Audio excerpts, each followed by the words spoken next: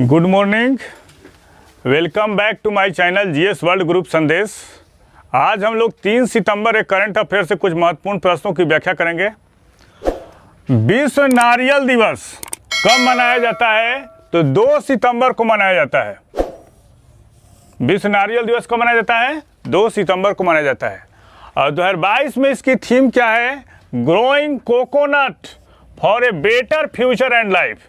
Theme किसी भी exam के लिए इम्पोर्टेंट होता है, पूछ सकता है एग्जाम में कि जो नारियल दिवस मनाया गया उसका थीम क्या है। तो थीम क्या है? Growing coconut for a better future and life है। और इसका वास्तविक नाम क्या है? कोकोस नुसिफेरा। यही पूछ सकता है एग्जाम में कि इसका वास्तविक नाम क्या है? कोकोस नुसिफेरा है। और नारियल के शीर्ष उत्पादक देश कौन कौन से हैं? पूछ सकता है कि आखिर नारियल जो होता है पूरे वर्ल्ड में सबसे ज़्यादा कहाँ होता है? तो सबसे ज़्यादा होता है इंडोनेशिया में, पहले स्थान पे है। दूसरा स्थान पे कौन है? भारत है अपना। और तीसरा स्थान पे कौन है? फिलीपींस है। यहाँ तक कंटेंट क्लियर हो गया होगा। आगे देखते हैं। G20 के शिक्षा मंत्रियों की बैठक का आयोजन कहाँ किया गया? ये इंडोनेशिया में किया गया है। और आप लोग बताइए, जोको विडोडो जो हैं वो कहाँ के राष्ट्रपति हैं? इंडोनेशिया के हैं। कौन? इंडोनेशिया के राष्ट्रपति कौन? Joko Widodo. Joko Widodo. और भारत के शिक्षा मंत्री कौन है? भारत के शिक्षा मंत्री हैं धर्मेंद्र प्रधान। कौन? धर्मेंद्र प्रधान है। और G20 की स्थापना कब की गई थी? 1999 में की गई थी। G20 की पूछता है G20 की स्थापना कब की गई थी? तो 1999 में की गई थी। और फिर से देखते हैं, इंडोनेशिया पे आते हैं। तो इंडोनेशिया के साथ कौन कौन से युद्धाभ्यास होते हैं? तो समुद्र शक्ति युद्धाभ्यास किसके साथ होता है? समुद्र शक्ति युद्धाभ्यास। समुद्र शक्ति युद्धाभ्यास किसके साथ होता है? तो भारत और इंडोनेशिया के बीच में होता है। पूछ सकता है क्वेश्चन कि आखिर जब इंडोनेशिया का चर्चा चला तो इंडोनेशिया के साथ कौन से एक्सरसाइज होते हैं? तो समुद्र शक्ति युद्धाभ्यास कहाँ होता है? इंडोनेशिया में। अब इंडोनेशिया में एक और चर्चा का इंपॉर्टेंट क्वेश्चन है कि दुनिया का अंतिम स्वर्ग कहाँ है? हजारों लोग जाते हैं हर साल वहाँ पे। तो दुनिया का अंतिम स्वर्ग, दुनिया का अंतिम स्वर्ग कहाँ है? बाली द्वीप, इंडोनेशिया। कहाँ है अंतिम स्वर्ग? बाली द्वीप। यहाँ पर हिंदू आबादी बहुत ज़्यादा है। बाली द्वीप, इंडोनेशिया। एक और क्वेश्चन आता है इंडोनेशिया से कि बोरोबुदुर का मंदिर कहाँ है? तो ये है जावा, इंडोनेशिया। कहाँ है बोरोबुदुर का मंदिर? जावा, इंडोनेशिया में है। बोरोबुदुर का मंदिर कहाँ है? ये है जावा, इंडोनेशिया में है। कहाँ? जावा, इंडोनेशिया। तो बैठक कहाँ हुई G20 के शिक्षा मंत्रियों का? तो इंडोनेशिया में हुई। और कौन कौन से एक्सरसाइज होते हैं? तो समुद्र शक्ति एक्सरसाइज होता है। G20 की स्थापना कब हुई? तो 1999 में। राष्ट्रपति कौन है? Joko Widodo. और दुनिया का अंतिम स्वर्ग कहाँ है? बाली द्वीप, इंडोनेशिया में है। और बोरोबुदुर का मंदिर कहाँ है? जावा, इंडोनेशिया में है।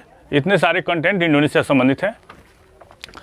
कौन सी फार्मा कंपनी भारत की पहली सर्वाइकल कैंसर, मतलब गर्भाशय का कैंसर की वैक्सीन लॉन्च करेगी? तो सीरम इंस्टीट्यूट ऑफ इंडिया।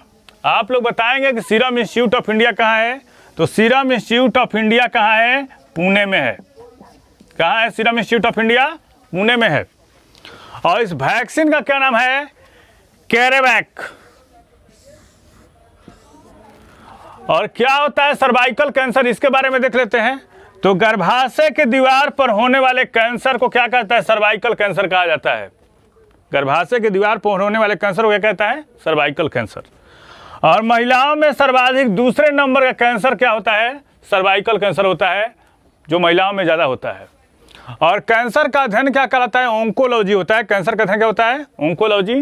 और कैंसर दिवस कब मनाया जाता है? तो ये 4 फरवरी को विश्व कैंसर दिवस मनाया जाता है। और कोविड-19 की पहली DNA आधारित वैक्सीन कौन थी? जाइकोव-डी थी। इतने सारे कंटेंट हो गए। कोविड-19 की पहली DNA आधारित वैक्सीन कौन थी? जाइकोव-डी। किस राज्य या यूटी ने अपना पहला मॉडर्न वर्चुअल स्कूल शुरू किया है ये दिल्ली। और दिल्ली के मुख्यमंत्री कौन हैं? अरविंद केजरीवाल। और असोल भट्टी वन्य अभयारण्य कहाँ है? असोल भट्टी वन्य अभयारण्य। असोल भट्टी वन्य अभयारण्य कौन है? असोल भट्टी वन्य अभयारण्य ये है दिल्ली में। पूछ सकता है क्वेश्चन का असोल भट्टी वन्य अभयारण्य कहाँ है? ये दिल्ली में है। और 69वां संविधान संशोधन, 69वां संविधान संशोधन जिसे दिल्ली को राष्ट्रीय राजधानी क्षेत्र का दर्जा दिया गया, वो पूछता है क्वेश्चन कि 69वां संविधान संशोधन किससे संबंधित है? तो इसे क्या किया गया? दिल्ली को राष्ट्रीय राजधानी क्षेत्र का दर्जा दिया गया। और 70वां संविधान संशोधन क्या है? इसमें दिल्ली और पांडिचेरी को राष्ट्रपति के निर्वाचक मंडल में सम्मिलित किया गया। और दिल्ली में विधानसभा की सीटें कितनी हैं? 70 है। लोकसभा की सीटें कितनी हैं? तो लोकसभा की सीटें हैं 7। और दिल्ली के नए उपराज्यपाल कौन हैं? ये विनय कुमार सक्सेना हैं। कौन? दिल्ली के नए उपराज्यपाल कौन है? विनय कुमार सक्सेना। और हरियाली महोत्सव का संबंध किससे है? हरियाली महोत्सव का संबंध है दिल्ली से। पूछ सकता है क्वेश्चन, हरियाली महोत्सव का संबंध किस राज्य या यूटी से है? तो ये दिल्ली से है। संसद टीवी का सीईओ किसे नियुक्त किया गया है? उत्पल कुमार सिंह। नियुक्ति से संबंधित क्वेश्चन है। तो आप लोग बताइए अभी नीति आयोग के सीईओ कौन है? तो परमेश्वरन अय्यर हैं। और नीति आयोग के उपाध्यक्ष कौन है? तो ये सुमन बेरी हैं। और भारतीय वायुसेना का महानिदेशक कौन है? संजीव कपूर हैं। और भारत के मुख्य चुनाव आयुक्त कौन है? राजीव कुमार हैं। और यूपीएससी का अध्यक्ष कौन है? तो मनोज सोनी है। और हाल ही में ओएनजीसी का अंतरिम प्रमुख किसको नियुक्त किया गया है? राजेश कुमार श्रीवास्तव को। 20 जूनियर तैराकी चैंपियनशिप के फाइनल में पहुंचने वाली पहली भारतीय महिला कौन बनी? ये अपेक्षा फर्नांडिस। कौन? अपेक्षा फर्नांडिस। पूछ सकता है क्वेश्चन। और अपेक्षा पेरू के लीमा, मतलब पेरू की राजधानी लीमा, पेरू के लीमा में चल रही प्रतियोगिता में महिलाओं की 200 मीटर बटरफ्लाई स्पर्धा के फाइनल में 8वें स्थान पर रही। एक कंटेंट महत्वपूर्ण है, एग्जाम के दृष्टिकोण से पूछ सकता है। Indian economy from Nehru to Modi a brief history नामक पुस्तक किसने लिखा है? तो पुलापे बालाकृष्णन ने लिखा है। नवीनतम पुस्तक है, चर्चा में है। पीएम मोदी ने कांची कामकोटी, पीएम मोदी ने कांची कामकोटी पीठम स्तूप की यात्रा पर गए। किस राज्य में है? तो ये केरल में है। कहाँ पे? केरल में। और कोची में उन्होंने क्या किया? कोची में मेट्रो रेल के फेज 2 कॉरिडोर समेत कई अन्य परियोजनाओं का भी उद्घाटन और शिलान्यास भी किया। तो पूछ सकता है क्वेश्चन आपसे कि कांची कामकोटी पीठम स्तूप कहाँ है? तो ये केरल में है। ये पूछ सकता है। आकाशवाणी की समाचार सेवा के महानिदेशक किसको नियुक्त किया गया है? वसुधा गुप्ता को।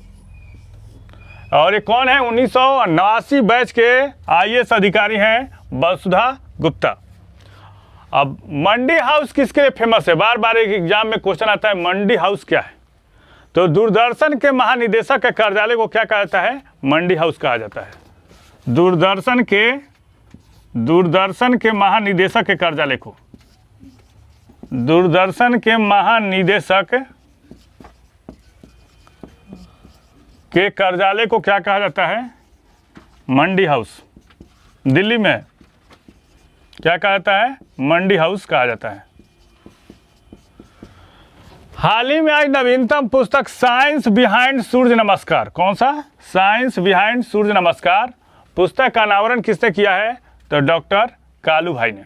कौन? डॉक्टर कालू भाई ने किया है। और रैमन मैग्सेसे अवार्ड, हर एग्जाम में यहाँ से क्वेश्चन आ सकता है, तो इसको थोड़ा सा गौर से देखेंगे हम लोग। रैमन मैग्सेसे अवार्ड एक फिलीपींस के राष्ट्रपति थे रैमन मैग्सेसे, और उन्हीं का स्मृति में दिया जाता है रैमन मैग्सेसे अवार्ड। और कब से दिया जाता है? तो 57 में शुरुआत हुई थी रैमन मैग्सेसे पुरस्कार की। तो रैमन मैग्सेसे अवार्ड 2022 किसको दिया गया? तो 4 लोगों को दिया गया है। कौन कौन है इसके बारे में देख लेते हैं। तो सोथियारा छीम को दिया गया है। एक कंबोडियाई मनोचिकित्सक है। कौन? कंबोडियाई मनोचिकित्सक। तदाशी हतोरी, ये कौन है? जापानी नेत्र रोग विशेषज्ञ। कौन? जापानी नेत्र रोग विशेषज्ञ हैं। और तीसरा बर्नाडेट मैड्रिड, ये फिलीपींस के बाल रोग विशेषज्ञ हैं। कौन है? बाल रोग विशेषज्ञ। और चौथा है गैरी बेनचेगी। कौन है? गैरी बेनचेगी, इंडोनेशिया की पर्यावरण कार्यकर्ता है। इन 4 लोगों को दिया गया है, काफ़ी इंपॉर्टेंट है और इसको आप लोग याद रखेंगे, कॉपी पर नोट कर लेंगे। और ये पूछेगा रैमन मैग्सेसे का कौन संस्करण था? तो 64वां संस्करण था। ये पूछेगा कि रैमन मैग्सेसे अवार्ड का कौन सा संस्करण? तो 64वां संस्करण।